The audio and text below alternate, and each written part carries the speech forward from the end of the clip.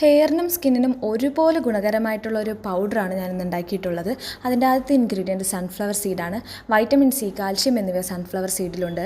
കൂടാതെ നമ്മുടെ സ്കിന്നിനെ മോയ്സ്ചറൈസ് ചെയ്ത് വെക്കാനും ഒരു ആൻറ്റി ഏജിങ് പ്രോപ്പർട്ടീസ് ഉള്ള ഒരു സീഡാണിത്.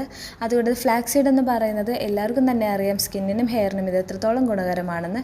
കൂടാതെ തന്നെ നമ്മളുടെ ഡൈജസ്റ്റീവ് ഹെൽത്ത് നിലനിർത്തുവാനും കൊളസ്ട്രോളിനെ കുറയ്ക്കുവാനും ഇത് സഹായിക്കുന്നു. പംകിൻ സീഡ് ഡെയിലി നമ്മൾ ഭക്ഷണത്തിൽ ഉൾപ്പെടുത്തേണ്ട ഒരു സീഡാണ്. ഇത് ക്യാൻസറിനെ വരെ എതിർക്കാൻ സഹായിക്കും, ഡയബറ്റീസ് കുറയ്ക്കുമെന്നാണ് പറയുന്നത്. ബദാം ഈ പൊടി ഉണ്ടാക്കുന്നവർക്ക് അധികമായിട്ട് ഉപയോഗിക്കണമെന്ന് ഞാൻ പറയില്ല. കാരണം വണ്ണം കുറയ്ക്കാൻ ആഗ്രഹിക്കുന്നവരാണെങ്കിൽ കുറച്ച് മാത്രം മതി, വളരെ കുറച്ച് മാത്രമേ ഇത് നമ്മൾ ഡെയിലി കൺസ്യൂം ചെയ്യേണ്ട ആവശ്യമുള്ളൂ.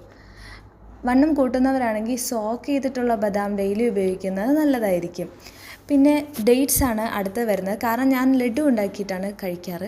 ഡേറ്റ്സ് എന്ന് പറയുന്നത് സെലീനിയം, കോപ്പർ, പൊട്ടാഷ്യം എന്നിവ അടങ്ങിയിട്ടുണ്ട്. അത് ഹെയർ ഗ്രോത്തിന് നല്ലതാണ്. അതുകൂടാതെ അല്ലെന്നാണെങ്കിൽ ഈ പൊടി നമുക്ക് പാലിൽ മാത്രം ഇട്ട് കലക്കി കുടിക്കാവുന്നതാണ്. ഞാൻ അങ്ങനെയും ചെയ്യാറുണ്ട്. എനിക്ക് അതാണ് കൂടുതൽ